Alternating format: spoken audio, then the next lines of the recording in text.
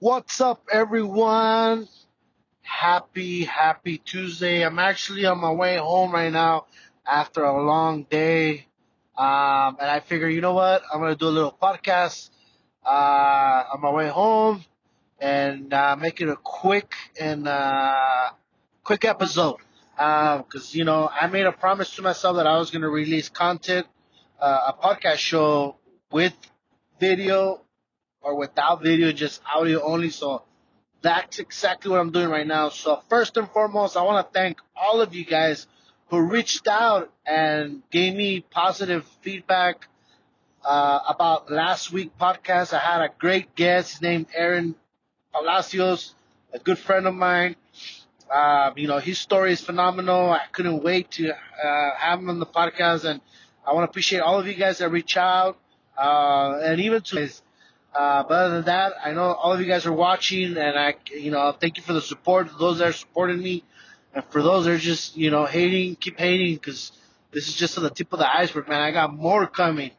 With that being said, guys, check this out. I'm gonna share with you guys my weekend. Saturday, I attended the Relay for Life in downtown Salinas, California. It was a phenomenal event. It's actually my first time that I attended that event.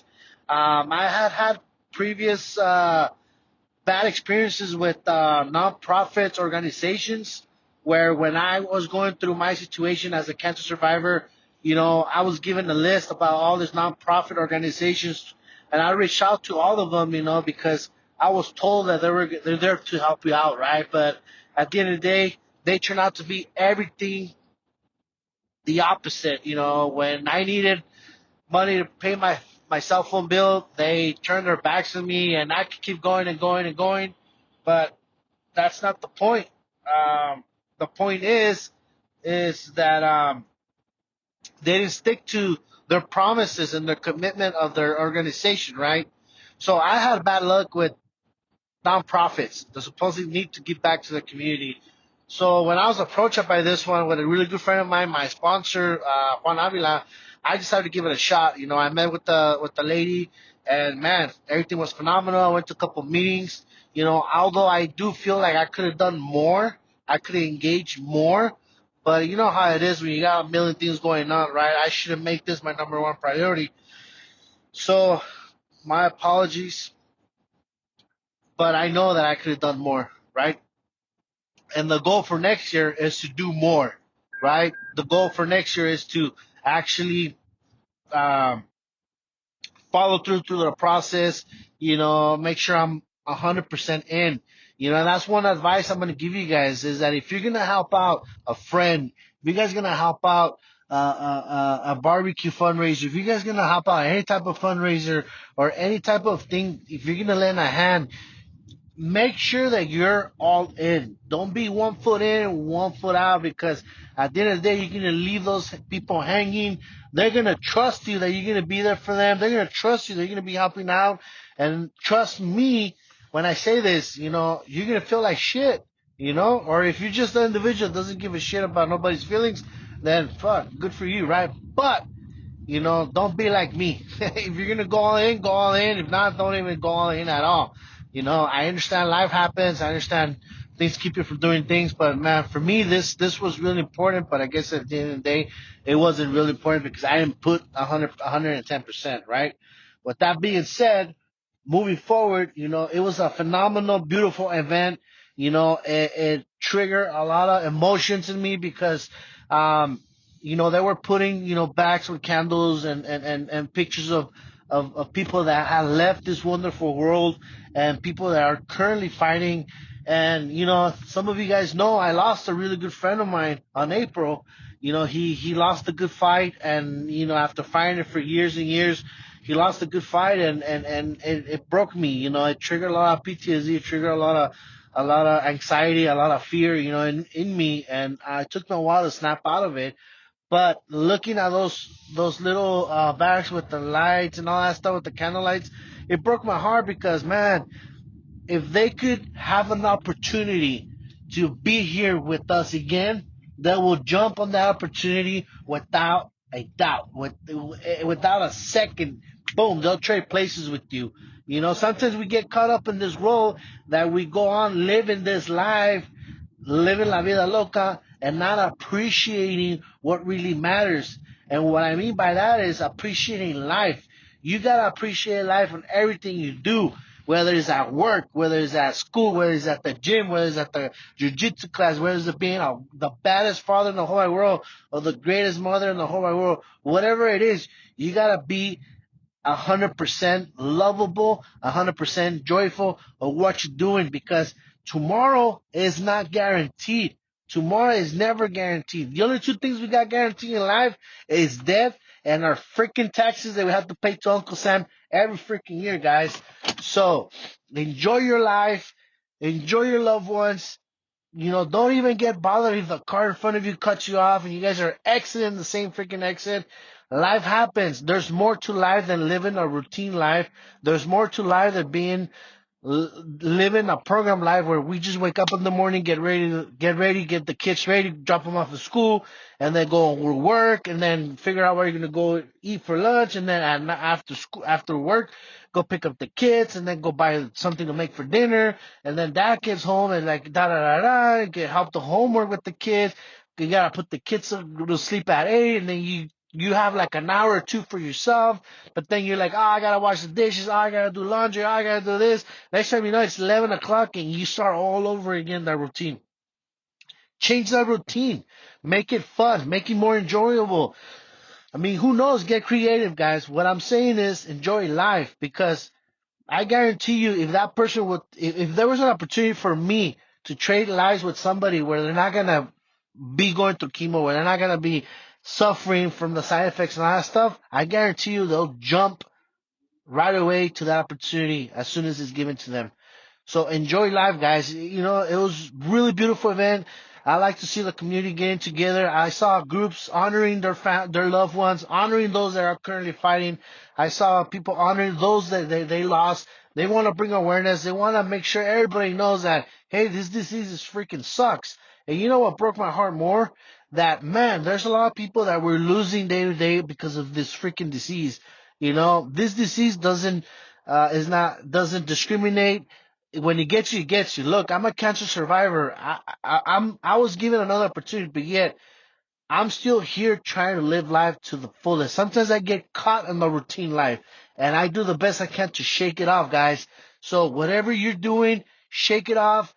Be happy, stay blessed, enjoy life, enjoy your wife and kids, your husband, whatever, and move forward. But one thing I will say is that next year, if you guys are available when they do the Relay for Life, swing by, show your support. Look how beautiful it is when everybody comes together and they remember their loved ones, right? This is not an event for you to just remember your loved ones. You gotta remember your loved ones all the time, right? There's always gonna be something that's gonna bring a memory of your loved ones. Oh, I remember my dad used to do this. Or I remember my grandma used to do this. Or I remember my dad or my mom, my brother, my sister, my best friend, or my buddy, whatever. But what it is something so beautiful, because we're honoring those that are fighting. We're honoring those that are lost. And you know what, man? As a cancer survivor, it's been one of the toughest challenges in my life. One of the toughest challenges in my life, go through what I went through, and seeing others go through it 10 times worse than me. And that breaks my heart, because it's just like, shit, if I thought I had it bad, man, these guys are having worse than me. I lost the best friend of mine. I have another friend that's currently putting the good fight. And it breaks my heart, because it's just like, man, why is this around? But it's something that you and I don't know, right? But, it was fun. I got to link up with the production crew, LC1 Productions and Juan Avila Productions. They were out there on fire, taking photos, taking video, man. They were doing what they do best. And it was overall a great event. The weather was kind of a little bit shitty, but you know what? At the end of the day, nobody seemed to pay attention to that. It was a great event. I'm ready to go 100% in next year, and to have a booth and educate people on what we do, and as a professional side, right? Obviously, Sunday, I ended up traveling to Las Vegas, Nevada. It was like a last minute thing. I honestly always wanted to go to see the Raiders Stadium. I mean, I was there in April in Vegas. I got to see the stadium from the outside. It was a beautiful, beautiful stadium. And now that I actually got to experience going inside the stadium, man, let me tell you something. This stadium walks all over the stadium in Oakland. Oakland, great memories, great tailgates, but this stadium is so beautiful. Walking in, it just gave me chills. Seeing the everything, man, everything. The stadium was phenomenal. I mean, I'm lost at words of how beautiful the stadium is. I mean, I've been to some NFL stadiums. I've been to Seattle Stadium. I've been to Phoenix, Arizona Cardinal Stadium. I've been to the Dallas Cowboys Stadium. Obviously, I've been to the Levi Stadium, and and now I got an opportunity to go to the Raiders Stadium. And man, let me say that the stadium, from all of them that I've been to, that stadium is one of the best. And I feel blessed, and I'm happy that I had the privilege to travel and to go experience my first home opener game.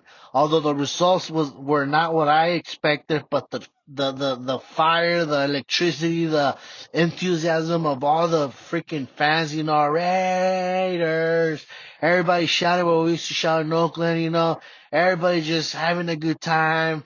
And just man, but the field, phenomenal, amazing, beautiful football field. I loved everything from the beginning to the end. Again, despite the loss that we had, despite everything we went through, despite the players, not showing adversity, whatever you want to call it, we went in there, we conquered, we did the best we could, we played the best we could to our knowledge, and it was the most important thing ever. I mean, the experience for me did it all. I mean, I wish the Niners would have Niners. I mean, the Raiders would have won the freaking game, but it didn't go in our way. It's the NFL, it's the big leagues. Any given Sunday, anything can happen. Look at my boy Carr. He killed it the last two games, and he ended up losing this game, right? And it's just, I don't know what's up. Any given Sunday, the best team is going to come out, and whoever wants it more is going to win the game, right? So unfortunately, the Panthers game guns blazing, and they killed us. End the story. But the highlight for me was the freaking stadium. Phenomenal, beautiful stadium from the tailgate experience to the game, to the stadium. Everything was so gorgeous. Obviously you're in Vegas. I'm 41 years old. Vegas. I've been there multiple times. Nothing new for me. So I got to finish the night with a couple of friends, and then the next day, just chill, wake up, go have some breakfast, some lunch, and then walk around, gamble a little bit, and then hey, catch the flight back to California.